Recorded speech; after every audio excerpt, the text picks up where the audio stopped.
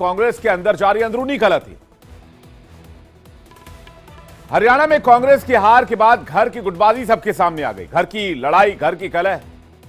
कुमारी सैलजा और हुड्डा खेमे एक दूसरे को हार का जिम्मेदार बता रहे हैं, तो कांग्रेस की साथी पार्टियां भी कांग्रेस को ही नसीहत दे रही हैं, सलाह दे रही हैं।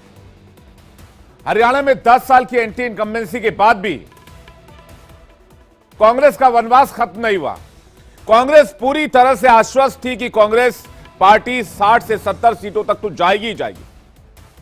50 क्रॉस करने से तो कोई रोक ही नहीं सकता, इसमें तो कोई दो राय नहीं है। लेकिन कांग्रेस का वनवास खत्म नहीं हुआ, सत्ता में वापसी करने का सपना पूरा नहीं हुआ। और इसके पीछे प्रत्याशी चयन से लेकर मतदान के दिन तक चली कांग्रेस के अंतर कलह को सबसे मुख्य वजह माना जा रहा है, जो अब खुलकर सतह पर है। और इसी का खामियाजा न सिर्फ कांग्रेस को हरियाणा में हार के तौर पर मिला, बल्कि आगामी चुनाव में भी कांग्रेस को टिकट वितरण, कांग्रेस के कद, कांग्रेस के काडर के विश्वास और साहस पर भी दिख सकता है। अब बड़ा सवाल यह है कि क्या कुमारी सैलजा और हुड्डा की तकरार से कांग्रेस को हार मिली? कांग्रेस को हरियाणा में गुटबाजी ले डूबी? इन्हीं मुद्दों पर आज की बड़ी बहस होगी और जो सवाल रहेंगे वो आपके सामने रखते हैं। पहला सवाल यह होगा कि अंदरूनी कलह से हार तो ईवीएम पर वार। दूसरा सवाल होगा, हरियाणा में बीजेपी के लिए क्या कांग्रेस के नेताओं ने ही रास्ता खोला? और तीसरा और बहुत इंपॉर्टेंट सवाल, महाराष्ट्र, बिहार, झारखंड में चुनाव से पहले क्या बैकफुट पर है कांग्रेस? इसी पर डिबेट, लेकिन पहले एक रिपोर्ट देखते हैं।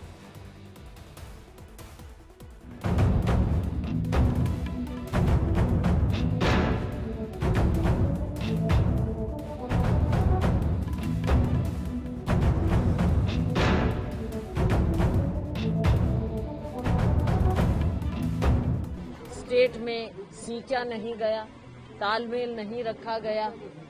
जो कौन लोग हैं जो जिम्मेवार थे सबको साथ लेकर चलने के और पार्टी को एक दिखाने के और सबको बैलेंस आउट करने के, वो भी बातें हैं। कोऑर्डिनेशन रखना किसका काम है? सबका काम है कोऑर्डिनेशन। हरियाणा चुनाव में कांग्रेस की हार के बाद घर की लड़ाई अब घर के बाहर आ गई है।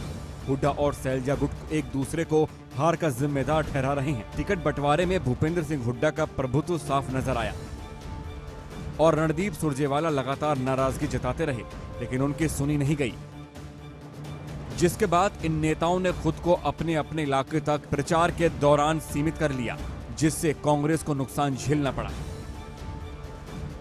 कुमारी सैलजा की नाराजगी से दलित वोटर्स में गलत संदेश किया, तो वोटिंग से ठीक पहले सैलजा की सोनिया से मुलाकात के बाद जाट वोटर्स में, जिसका खामियाजा कांग्रेस को चुनाव हार कर चुकाना पड़ा।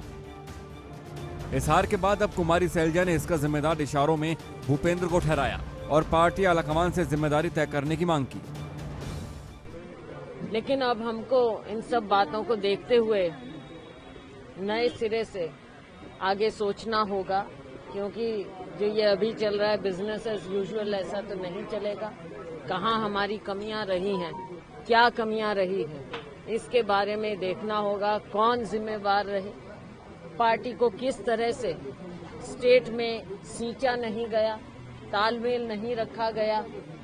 जो कौन लोग हैं जो जिम्मेवार थे सबको साथ लेकर चलने के और पार्टी को एक दिखाने के और सबको बैलेंस आउट करने के, वो भी बातें हैं। कुमारी सैलजा के तालमेल न बैठाने वाले बयान पर भूपेंद्र सिंह हुड्डा का भी पलटवार आया। उन्होंने साफ कहा कि तालमेल बैठाना सिर्फ उनका काम नहीं है, सबको तालमेल बैठाना चाहिए था। हुड्डा का इशारा किस तरफ था, ये किसी से छिपा नहीं है। नहीं, कांग्रेस एकजुट थी, ये तो आप लोगों की बात कहानी थी। अब बीजेपी का तो आप देख रहे नहीं, विद साहब कहीं घर से नहीं निकले, रामविलास जी शर्मा जी टिकट काट दी गई थी, वो तो अलग बात है। देखो, कोई भी प्रजातांत्रिक पार्टी होगी, लोकतांत्रिक पार्टी होगी, मतभेद स्वाभाविक हो सकते हैं, लेकिन मनभेद किसी का नहीं थमा। कोऑर्डिनेशन रखना किसका काम है? सबका काम है कोऑर्डिनेशन। हार के लिए कांग्रेस के आंतरिक कलह है, ये सब जानते हैं। बीजेपी के खिलाफ लोकसभा चुनावों में कांग्रेस के साथ खड़ी नजर आ रही पार्टियों ने भी कांग्रेस को सलाह देनी शुरू कर दी। तो आम आदमी पार्टी के सांसद राघव चड्ढा के एक्सपोस्ट की चर्चा सियासी गलियारों में जोरों पर है, जिसमें उन्होंने हरियाणा में 7 चुनाव न लड़ने को लेकर कांग्रेस पर तंज कसा है। राघव चड्ढा ने शायराना अंदाज में कहा है कि हमारी आरजू की फिक्र करते तो कुछ और बात होती, हमारी हसरत का ख्याल रखते तो एक अलग शाम होती। आज वो भी पछता रहा होगा मेरा साथ छोड़कर, अगर साथ साथ चलते तो कुछ और बात होती। वहीं शिवसेना, उद्धव गुट और नेशनल कॉन्फ्रेंस ने कांग्रेस को चुनाव लड़ने की रणनीति बदलने की बात कही है। हरियाणा में इंडिया गठबंधन नहीं बन पाया। हरियाणा में इंडिया गठबंधन नहीं बन पाया क्योंकि वहां कांग्रेस को लगता था कि बस हम अपने ताकत पर, अपने बलबूते पर जीतेंगे तो सत्ता में और कोई भागीदार नहीं चाहिए। तो हमारे जो मित्र है हुड्डा जी या कांग्रेस के नेता है, उनको लगा कि हम ही जीतेंगे। बीजेपी ने तीसरी बार वहां हुकूमत बनाई। अब इसके पीछे क्या वजूहात हैं, उस पर कांग्रेस को थोड़ा सा तो गहराई में जाके सोचना होगा। AIMIM चीफ असदुद्दीन ओवैसी ने भी कांग्रेस की हार के लिए अंदरूनी कलह बताई, तो बीजेपी के MP किरण चौधरी ने तो पिता पुत्र की जोड़ी को ही जिम्मेदार ठहराया। लगता यह है कि उनके इंटरनल डिफरेंसेस की वजह से उसका फायदा बीजेपी को हो गया। और तीसरी बात यह है कि बीजेपी को अगर आप जरा सा ही मौका देंगे इलेक्टोरल बैटल में तो बीजेपी उसका फायदा उठा लेती है। जनता ने देख लिया।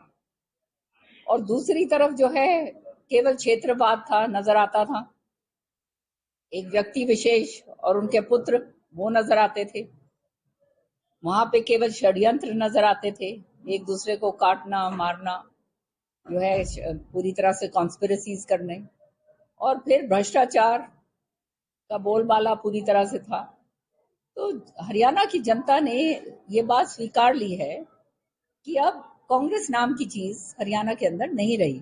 मैं शुरू से बोलती आ रही हूँ कि बाबू बेटा जो है पार्टी ये रह गई और लोगों ने जो है उनको पूरी तरह से नकार दिया। हरियाणा को चुनाव वापसी खटपट की वजह से हार कर कांग्रेस का सिर्फ हरियाणा में वनवास से वापसी का सपना नहीं टूटा है, बल्कि उसे आने वाले चुनावों में गठबंधन में सीट बंटवारे में भी नुकसान झेलना होगा। Bureau report, India daily.